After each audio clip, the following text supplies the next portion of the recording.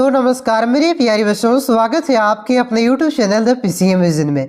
प्यारे बच्चों, आज की इस वीडियो के माध्यम से हम लोग क्लास 12 हिस्ट्री के जो कि कल यानी कि 28 अक्टूबर को जो आप सभी का वीकली टेस्ट एग्जाम है उसके मोस्ट VVI वायरल क्वेश्चन को डिस्कस करेंगे और यही सब क्वेश्चन आप सभी के फाइनल बोर्ड एग्जाम में भी आने के चांसेस हैं। तो वीडियो पे आप लोग अंत तक बने रहें और चैनल पे पहली बार आए तो चैनल को सब्सक्राइब अवश्य कीजिएगा। तो चलिए शुरू करते हैं और एक एक करके सारे क्वेश्चन को डिस्कस कर लेते हैं।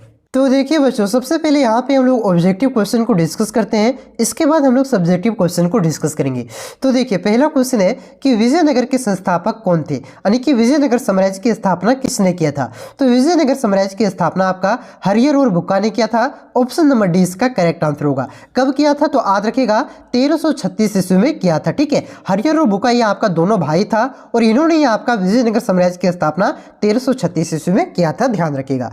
उसके बाद देखिए अगला क्वेश्चन है कि विजयनगर के सबसे प्रसिद्ध शासक कौन था, यानी कि सबसे प्रतापी शासक कौन था। तो विजयनगर के सबसे प्रतापी शासक आपका कृष्णदेव राय थे। ऑप्शन नंबर 20 का करेक्ट आंसर होगा कृष्णदेव राय। और कृष्णदेव राय आपका कौन से वंश से संबंधित थे तो याद रखिएगा आपका ये तुलु वंश से संबंधित था। कौन से वंश से संबंधित था तो याद रखना है ये आपका तुलु वंश से संबंधित था। देखिए जिस प्रकार से आपका दिल्ली सल्तनत पे कई राजवंशों ने राज किया था, जैसे आपका खिलजी वंश हो गया, गुलाम वंश हो गया, सैयद वंश हो गया, उसी प्रकार से आपका जो आपका विजयनगर साम्राज्य है इस पे आपका टोटल 4 राजवंशों ने शासन किया था। उसमें से आपका एक था तुलु वंश। तुलु वंश के ही आपका कृष्णदेव राय थे, ध्यान रखिएगा। ठीक है, देखिए डिटेल से इसलिए मैं आपको बता रहा हूं ताकि आपको बोर्ड एग्जाम में किसी भी प्रकार से क्वेश्चन पूछे आपको दिक्कत ना हो। ठीक है, चलिए अगला क्वेश्चन देखिए क्या है कि हाजरा मंदिर और विठुल स्वामी मंदिर का निर्माण किसके शासन काल में हुआ था। तो ये जो आपका हाजरा मंदिर है और ये जो आपका विठल स्वामी मंदिर है, ये दोनों मंदिर का जो आपका निर्माण है ये कृष्णदेव राय के शासन काल में ही हुआ था। ऑप्शन नंबर सी इसका करेक्ट आंसर होगा कृष्णदेव राय। उसके बाद देखिए अगला क्वेश्चन है कि तालीकोटा का लड़ाई कब हुआ। तो तालीकोटा का लड़ाई आपका 1565 ईस्वी में हुआ था। ऑप्शन नंबर सी इसका करेक्ट आंसर होगा। किसके किसके बीच हुआ था तो एक तरफ आपका था विजयनगर साम्राज्य के राजा थे और एक तरफ था आपका बहमनी साम्राज्य के राजा, यानी कि बहमनी साम्राज्य और विजयनगर साम्राज्य के बीच आपका तालीकोटा का युद्ध हुआ था। कब हुआ था तो 1565 ईस्वी में हुआ था और इसी युद्ध में आपका विजयनगर साम्राज्य की हार हुई थी और कहा जाता है कि इसी युद्ध के बाद आपका विजयनगर साम्राज्य आपका खत्म हो गया था, समाप्त हो गया था। ठीक है, तो ये भी क्वेश्चन आपको घुमा करके पूछ सकता है कि कौन से युद्ध के बाद विजयनगर साम्राज्य समाप्त हो गया था। तो याद रखना है तालीकोटा के युद्ध के बाद कब हुआ था तो 1565 ईस्वी में हुआ था। उसके बाद देखिए अगला क्वेश्चन है आपका कि इटली यात्री निकोलो कोंटी किस राजा के शासन काल में आया था। तो इटली के जो यात्री थे आपका निकोलो कोंटी, ये आपका देवराय प्रथम के शासन काल में विजयनगर साम्राज्य में आए थे। ऑप्शन नंबर ये इसका करेक्ट आंसर होगा देवराय प्रथम। उसके बाद देखिए अगला क्वेश्चन है कि विजयनगर और बहमनी राज्य के बीच संघर्ष का क्या कारण था। तो मैंने आपको पहले बताया कि जो आपका विजयनगर है और बहमनी राज्य है इन दोनों के बीच आपका संघर्ष चलते रहता था और इसका अंत आपका 1565 में हुआ था तालीकोटा के युद्ध में, जिसमें आपका विजयनगर साम्राज्य की क्या हुआ था, हार हुआ था और यही युद्ध के बाद आपका विजयनगर साम्राज्य आपका समाप्त हो गया था। ठीक है, तो इन दोनों के बीच जो झगड़ा होता था, आपका संघर्ष चलता था, ये अचानक से आपका 1565 में नहीं चला था, ये इसका खानदानी युद्ध चल रहा था, खानदानी संघर्ष चल रहा था। यानी कि जब से आपका विजयनगर साम्राज्य की स्थापना हुई थी तब से ही इन दोनों राज्यों के बीच संघर्ष चला आ रहा था। तो इन दोनों के बीच जो संघर्ष चला आ रहा था इसका क्या कारण था, इसका कारण था रायचूर का दबाव। रायचूर का दबाव क्या था तो ये आपका कृष्णा नदी और तुंगभद्रा नदी का बीच का एक दबाव था। दबाव किसे कहते हैं तो दो नदियों के बीच की जो बीच की भूमि होती है उसे दबाव कहते हैं। और रायचूर का दबाव आपका कृष्णा नदी और तुंगभद्रा नदी ये दोनों के बीच में था और इधर एक तरफ आपका एक तरफ बहमनी साम्राज्य था और एक तरफ आपका विजयनगर साम्राज्य था। ये दोनों ही इस रायचूर के दबाव में यहाँ पे क्या कर सकते हैं, कब्जा करने के लिए यहाँ पे संघर्ष करते थे, यानी कि युद्ध करते थे, जिसका अंत कब हुआ था 1565 में। तो याद रखिएगा इन दोनों के बीच संघर्ष का क्या कारण था तो कृष्णा नदी और तुंगभद्रा नदी के बीच का जो दबाव था जिसे रायचूर का दबाव कहा जाता है, यही इन दोनों के बीच का लड़ाई का यानी कि संघर्ष का कारण था। उम्मीद करते हैं बहुत ही अच्छा से समझ में आया होगा। अगला क्वेश्चन देखिए क्या है कि विजयनगर राज्य की स्थापना कब हुई। तो मैंने आपको शुरू में ही बताया था कि वहां पे क्वेश्चन क्या था कि विजयनगर की स्थापना किसने किया था। तो वहीं पे मैंने आपको बताया था कि हरियर और बुक्का ने आपका 1336 ईस्वी में विजयनगर साम्राज्य की स्थापना किया था। ठीक है, ऑप्शन नंबर सी इसका करेक्ट आंसर होगा। अगला क्वेश्चन है कि सालू वंश के संस्थापक कौन है, यानी कि सालू वंश की स्थापना किसने किया था, तो यह आपका क्या था, सालू नरसिंह ने किया था। ऑप्शन नंबर डी इसका करेक्ट आंसर होगा। अगला क्वेश्चन है कि तुलु वंश के संस्थापक कौन थे, तो तुलु वंश के संस्थापक थे आपका वीर नरसिंह। ऑप्शन नंबर ए इसका करेक्ट आंसर होगा वीर नरसिंह। उसके बाद देखिए अगला क्वेश्चन है कि विजयनगर का किस राज्य के साथ हमेशा संघर्ष चलता था, तो मैंने आपको बताया कि विजयनगर और बहमनी साम्राज्य के बीच हमेशा संघर्ष चलते रहता था रायचूर के दबाव को लेकर के। ठीक है, तो किसके साथ चलते रहता था, तो ये आपका बहमनी साम्राज्य के बीच से। ऑप्शन नंबर डी इसका करेक्ट आंसर होगा। अगला क्वेश्चन है कि आमुक्तमाल्यद की रचना किसने किया, ये आमुक्तमाल्यद क्या है, तो एक आपका पुस्तक है। तो इस पुस्तक की रचना किसने किया है, तो इस पुस्तक की रचना आपका कृष्णदेव राय ने किया था। ऑप्शन नंबर 20 का करेक्ट आंसर होगा। और ये आमुक्तमाल्यद पुस्तक की रचना कौन से भाषा में किया था, तो इसे भी आप लोग याद रख सकते हैं, इसकी आपका तेलुगु भाषा में रचना किया गया था। ठीक है, चलिए अगला क्वेश्चन देखिए आपका क्या है, वही क्वेश्चन है कि आमुक्तमाल्यद की रचना किस भाषा में की गई है, तो आमुक्तमाल्यद की रचना आपका तेलुगु भाषा में किया गया है। ऑप्शन नंबर सी इसका करेक्ट आंसर होगा।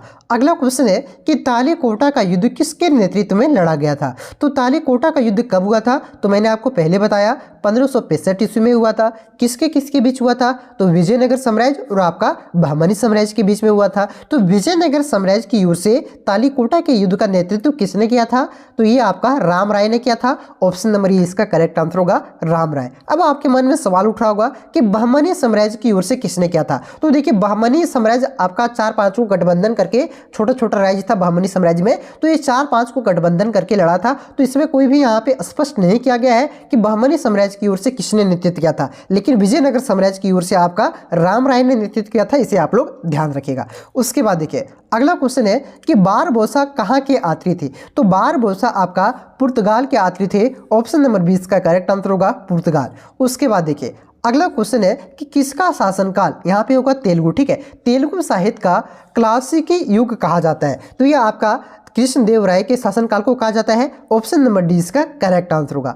अगला क्वेश्चन है कि किसे आंध्र भोज भी कहा जाता है, तो कृष्णदेव राय को आंध्र भोज कहा जाता है। ऑप्शन नंबर ए इसका करेक्ट आंसर होगा कृष्णदेव राय। उसके बाद देखिए अब यहाँ पे आपका सब्जेक्टिव क्वेश्चन है, तो सब्जेक्टिव क्वेश्चन में सबसे पहले हम लोग यहाँ पे अति लघु उत्तरीय प्रश्न को डिस्कस करते हैं, जो कि आपका 2 नंबर के क्वेश्चन होते हैं। ठीक है, तो देखिए आपका सब्जेक्टिव क्वेश्चन में पहला क्वेश्चन है कि हम्पी के भग्ना अवशेषों की खोज का श्रेय किसे जाता है, तो जो आपका हम्पी के भग्ना अवशेष थे इसके खोज का श्रेय आपका कर्नल कोलिंग मैकेंजी को जाता है। वही यहाँ पे लिखा हुआ है अभियंता, अभियंता का मतलब हुआ आपका इंजीनियर। ठीक है, हिंदी में इंजीनियर को क्या कहते हैं, अभियंता कहते हैं। तो अभियंता और पुराविद कर्नल कोलिंग मैकेंजी के द्वारा हम्पी के भग्नावशेषों 1800 ईस्वी में प्रकाश में लाए गए, यानी कि जो आपका हम्पी के भग्ना अवशेष थे इसको किसने खोजा था, तो कर्नल मैकेंजी ने खोजा था।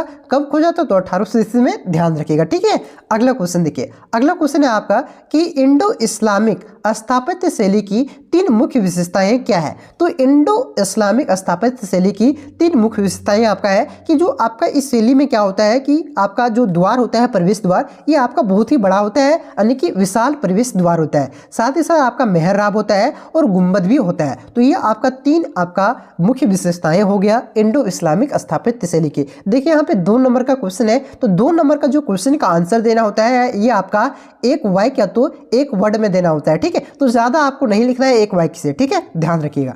चलिए अगला क्वेश्चन देखिए क्या है कि डोमिगो पायस किसके शासनकाल में विजयनगर आए थे, तो डोमिगो पायस आपका कृष्णदेव राय के शासनकाल में आपका विजयनगर साम्राज्य में आए थे, ध्यान रखिएगा। अगला क्वेश्चन आपका देखिए क्या है कि सीजर फ्रेडरिक किसके शासनकाल में विजयनगर आए थे, तो सीजर फ्रेडरिक आपका सदाशिव राय के शासनकाल में विजयनगर साम्राज्य में आए थे, ध्यान रखिएगा। उसके बाद देखिए अगला क्वेश्चन है कि फारस आत्री, जो फारस के आत्री थे आपका अब्दुल रजाक, वो किसके शासनकाल में विजयनगर आए थे, तो अब्दुल रजाक आपका देवराय द्वितीय के शासनकाल में आपका विजयनगर साम्राज्य में आए थे, ध्यान रखिएगा।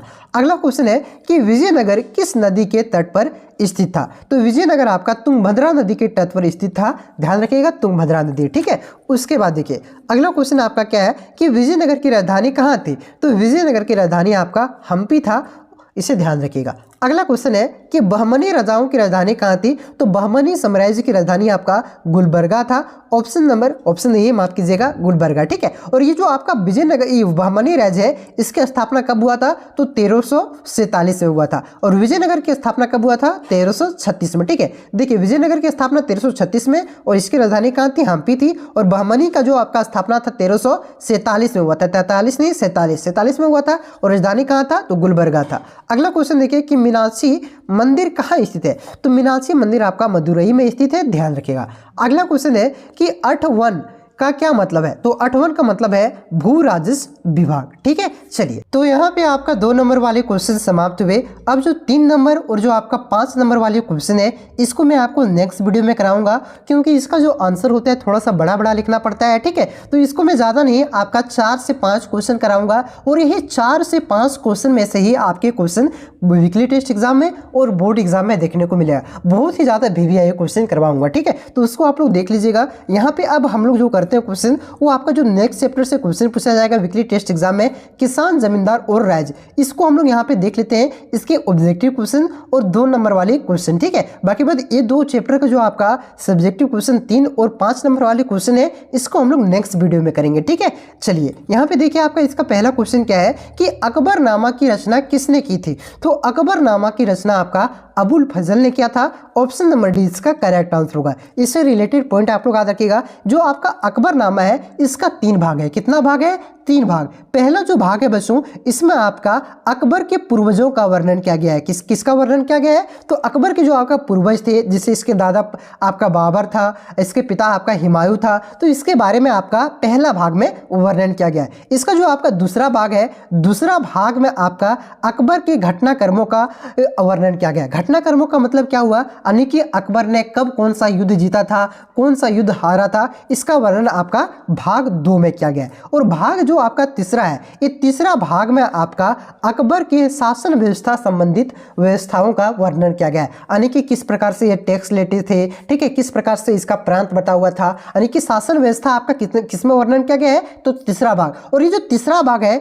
इसी को क्या कहा जाता है? आईने अकबरी कहा जाता है, ठीक है। इसे आप लोग ध्यान रखिएगा। फिर से समझिए, जो आपका अकबरनामा है, इसका रचना किसने किया है? तो अकबरनामा की रचना आपका अबुल फजल ने किया है। कितना भाग है इसका? तो 3 भाग है, ठीक है। पहला भाग में किसका वर्णन किया गया है? तो पहला भाग में आपका अकबर के जो आपका पूर्वज है, इसका वर्णन किया गया है। दूसरा भाग में क्या वर्णन किया गया है? तो अकबर की जो आपका अकबर काल की जो आपका घटनाक्रम है कि कौन सा युद्ध कब जीता, इसके बारे में वर्णन किया गया है। और तीसरा जो भाग है, जिसे क्या कहा जाता है? आईने अकबरी कहा जाता है, उसमें आपका अकबर के शासन व्यवस्थाओं का वर्णन किया गया है। और इसी तीसरा भाग को आपका आईने अकबरी कहा जाता है, ठीक है, ध्यान रखिएगा, ठीक है। चलिए, अगला क्वेश्चन देखिए क्या है कि आईने अकबरी कितने भागों में विभक्त है? तो आईने अकबरी आपका 5 भागों में विभक्त है। ऑप्शन नंबर डी इसका करेक्ट आंसर होगा। देखिए, मैंने आपको कुछ देर पहले बताया कि जो आपका अकबरनामा है, अकबरनामा आपका 3 भागों में विभक्त है, और जो तीसरा भाग है उसी को क्या कहा जाता है? आईने अकबरी कहा जाता है। और फिर से जो आपका आईने अकबरी है, इसको 5 भागों में बांटा गया है, ठीक है, ध्यान रखिएगा। अकबरनामा 3 भागों में विभक्त है, तीसरा भाग आईने अकबरी कहलाता है, और इसी आईने अकबरी को फिर से 5 भागों में बांटा गया है, ध्यान रखिएगा। तो ऑप्शन नंबर डी इसका करेक्ट आंसर होगा, 5 भाग। अगला क्वेश्चन देखिए, अगला क्वेश्चन है कि 16वीं 17वीं सदी के दौरान हिंदुस्तान में कितने प्रतिशत लोग गांव में रहते थे? तो 16वीं से 17वीं सदी के दौरान आपका हिंदुस्तान में आपका 85% लोग गांवों में निवास करते थे।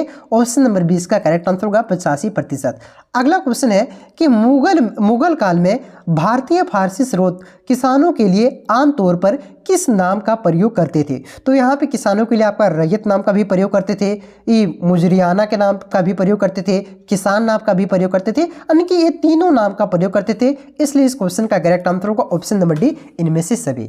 अगला क्वेश्चन है कि रबी फसल किस ऋतु में होती है? तो रबी फसल जनरली आपका शीत ऋतु, यानी कि आजकल जो आपका शरद ऋतु है, इसमें आपका होता है। तो शरद ऋतु में ही आपका, शरद ऋतु के बाद ही आपका वसंत ऋतु आता है। तो वसंत ऋतु में इसको काटा जाता है। तो ऑप्शन के अनुसार इसका क्या हो जाएगा? आपका वसंत ऋतु होगा, लेकिन इसका आंसर होना चाहिए शरद ऋतु, ठीक है। तो शरद नहीं दिया तो वसंत दिया है ना दोस्त, तो वसंत इसका करेक्ट आंसर होगा। अगला क्वेश्चन है कि मुगल काल में भारत में सबसे ज्यादा उगाई जाने वाली फसलें थी। तो मुगल काल में सबसे ज्यादा भारत में कौन सी फसल को उगाया जाता था? तो चावल को उगाया जाता था, गेहूं को भी उगाया जाता था, ज्वार और बाजरा को भी उगाया जाता था, यानी कि इस सभी फसल को उगाया जाता था। ऑप्शन नंबर ये इसका करेक्ट आंसर होगा, चावल, गेहूं, ज्वार, बाजरा आदि।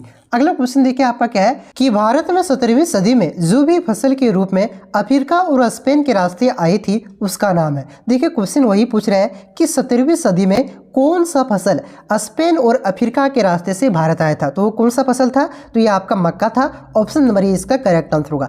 अगला क्वेश्चन है कि 16वीं सदी में भारतीयों गांवों में जो अनेक बाहरी ताकतें दाखिल हुई थी वे थी। तो 16वीं सदी में जो भारतीय गांवों में जो अनेक प्रकार के बाहरी ताकतें दाखिल हुई थी वे आपका मुगल राज भी था, व्यापार भी था और मुद्रा और बाजार भी था, यानी कि ये सभी था। तो इसका करेक्ट आंसर होगा ऑप्शन नंबर डी, इनमें से सभी।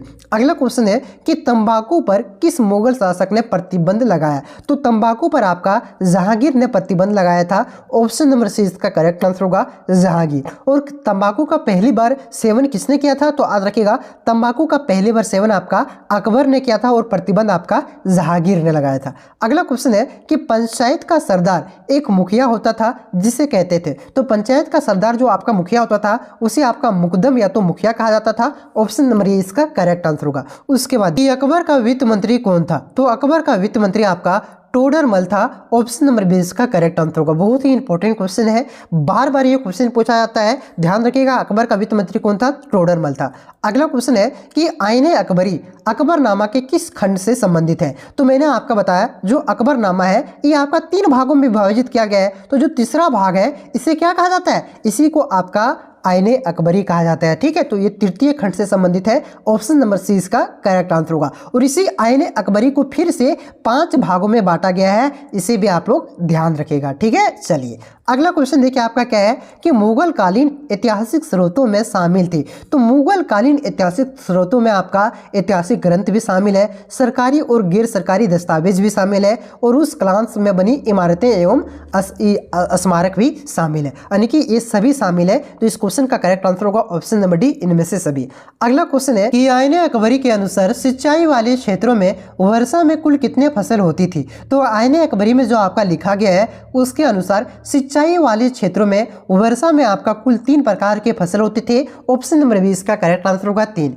अगला क्वेश्चन है कि तंबाकू का सेवन सर्वप्रथम यानी कि पहली बार किस मुगल सम्राट ने किया था, तो पहली बार तंबाकू का सेवन आपका अकबर ने किया था। ऑप्शन नंबर सी इसका करेक्ट आंसर होगा। और प्रतिबंध किसने लगाया था, तो प्रतिबंध आपका जहांगीर ने लगाया था, ध्यान रखिएगा। अब चलिए यहाँ पे हम लोग अति लघु उत्तरीय प्रश्न को डिस्कस करते हैं जो कि आपका 2 नंबर में पूछे जाते हैं। तो देखिए पहला प्रश्न है कि पटवारी किसे कहते हैं, तो देखिए पटवारी गांव की जमीन प्रत्येक किसानों द्वारा जोते जाने वाले खेतों, फसलों के प्रकार और बंजर भूमि का हिसाब किताब रखता था, यानी कि जो आपका जमीन का हिसाब किताब रखता था मुगल साम्राज्य में, उसी को क्या कहा जाता था, तो पटवारी कहा जाता था। इसे आप लोग ध्यान रखिएगा। अगला क्वेश्चन है कि खुद काश्त और फाही काश्त कौन थे, तो खुद काश्त और फाही काश्त कौन थे, तो एक प्रकार से एक किसान थे। देखिए सबसे पहले हम लोग ये समझते हैं कि खुद काश्त किसे कहते थे, तो खुद काश्त उसे कहते थे जिस गांव में वो रहते थे और उसी गांव में वो खेती करते। मतलब मान के चलते हैं एक व्यक्ति है राम, ठीक है, राम अगर मान के चलिए कोई आपका ये गांव में रह रहा है, तो ये गांव में रह रहा है तो उसी गांव में अगर वो खेती कर रहा है तो उसे क्या कहेंगे, खुद काश्त कहेंगे। और अगर ये आपका ये गांव में रह रहा है और किसी दूसरे गांव में जाकर के खेती कर रहा है भाड़े पे जमीन लेकर के, तो उसे क्या कहेंगे, पाही काश्त कहेंगे, ठीक है। तो वही यहाँ पे लिखा हुआ है कि खुद काश्त उसी गांव के जमीन पर खेती करते थे जहां वे रहते थे। और पाही काश्त किसे कहते थे, तो पाही काश्त दूसरे गांव में जाकर के भाड़े पर जमीन लेकर के खेती करते थे, ध्यान रखिएगा, ठीक है। चलिए खुद काश्त मतलब उसी गांव में खेती करते थे और पाही काश्त दूसरे गांव में जाकर के खेती करते थे। अगला क्वेश्चन है कि जिन्स ये कामिल के अंतर्गत कौन सी फसलें आती थी, तो देखिए इसके अंतर्गत आपका कपास और गन्ने जैसी फसलें जिनसे कामिल के अंतर्गत आती थी। ऐसी फसलें की खेती से राज्य में ज़्यादा कर मिलता था, ठीक है। तो कपास और आपका गन्ने जैसी फसलें आपका जिनसे कामिल में आती थी और इससे क्या होता था, ज़्यादा टैक्स राज्य को मिलता था। अगला क्वेश्चन है देखिए आपका क्या है कि अकबरनामा की रचना किसने की थी या कितने भागों में विभक्त है, तो मैंने आपको बताया शुरू में ही अकबरनामा की रचना आपका अबुल फजल ने किया था और ये कितने भागों में विभक्त है, तो 3 भागों में यानी कि 3 जिल्दों में विभक्त है, ठीक है। चलिए अगला क्वेश्चन देखिए आपका क्या है कि 17वीं सदी में कौन कौन सी फसलें, फल एवं सब्जियां विदेशों से भारत आई थी। तो ये आपको 17वीं सदी में सबसे पहले मक्का आया था, उसके बाद टमाटर आया था, आलू, मिर्च, अनानास और पपीता जैसी फसलें जो आपका फल और सब्जियां हैं ये आपका विदेश से भारत में आया था, ध्यान रखिएगा। अगला क्वेश्चन है कि आईने अकबरी कितने भागों में विभक्त है। तो मैंने आपको बताया कि आईने अकबरी आपका 5 भागों में विभक्त है, ठीक है। तो वहीं लिखा हुआ है कि आईने अकबरी आपका 5 भागों में विभक्त है। पहले 3 भागों में प्रशासनिक विस्तृत विवरण है, चौथे एवं 5वें भाग में आपका भारत के धार्मिक एवं साहित्यिक परंपराओं का उल्लेख है। अगला क्वेश्चन देखिए आपका क्या है कि मुगल काल में किसानों के लिए किन किन शब्दों का प्रयोग होता है। तो मुगल काल में किसानों के लिए आपका रैयत शब्द का भी प्रयोग होता था, रियार यानी कि मुजरियाना का भी प्रयोग होता था, आपका खुद काश्त का भी प्रयोग होता है और पाहिक काश्त का भी प्रयोग होता था, ठीक है, ध्यान रखिएगा। अगला क्वेश्चन है कि पायक कौन थे। तो पायक वे लोग थे जो जमीन के बदले सैन्य सेवाएं देते थे। असम के योम राजाओं के अपने पायक होते थे, ठीक है। मतलब पायक उसे कहते थे, मतलब जो जमीन के बदले सैन्य सेवाएं देते थे। यानी कि कोई सेना रख रहा है तो सेना को क्या करता था, वेतन नहीं देता था, वेतन के बदले क्या करता था, मतलब पैसा के बदले उसे क्या देता था, जमीन देता था। इसे क्या कहा जाता था, पायक कहा जाता, ठीक है। तो जो आपका असम के जो आपका योम राजा थे उसे अपने पायक होते थे, इसे आप लोग ध्यान रखिएगा। तो ये वीवीआई क्वेश्चन मैंने आप सभी को करवा दिया। ये आपका सिर्फ वीकली टेस्ट नहीं, आपका बोर्ड एग्जाम की दृष्टि से काफी ज्यादा इंपॉर्टेंट है और जितना डिटेल में मैंने आपको बताया इससे आपका एक भी क्वेश्चन बाहर नहीं जाएगा। तो जिस प्रकार से टेस्ट हो रहा है उसी प्रकार से आपका चैप्टर वाइज एमसीक्यू क्वेश्चन करवा रहा हूँ। आगे आपका जब हिस्ट्री का टेस्ट होगा तो इसके बाद के जो दो चैप्टर हैं उसको मैं आपको करवा दूंगा। तो ये सब आपको देख लेना है, ठीक है। चलिए मिलते हैं नेक्स्ट वीडियो में। चैनल पे नए हैं तो चैनल को सब्सक्राइब आप लोग अवश्य कीजिएगा। इस वीडियो को आप लोग दोस्तों में शेयर कीजिए ताकि मुझे भी सपोर्ट मिले और आपके दोस्त को भी फायदा हो, ठीक है। और आप लोग वीडियो को लाइक नहीं करते हो यार, इतना मेहनत से वीडियो बनाते, वीडियो को लाइक नहीं करते, वीडियो को लाइक कर दो। चैनल पे नए हैं तो सब्सक्राइब कर लो, क्योंकि आपका बहुत सारा वीडियो अपलोड करूंगा। अभी मॉडल पेपर का सोल्यूशन हो, एग्जाम से पहले आपका जो वायरल क्वेश्चन होता है उसको मैं आपको करवाऊंगा, वीवीआई क्वेश्चन होता है उसको करवाऊंगा, ठीक है। तो आप लोग चैनल पे नए हैं तो सब्सक्राइब जरूर कीजिएगा। मिलते हैं नेक्स्ट वीडियो में, तब तक के लिए जय हिंद, जय भारत, जवाहर झारखंड।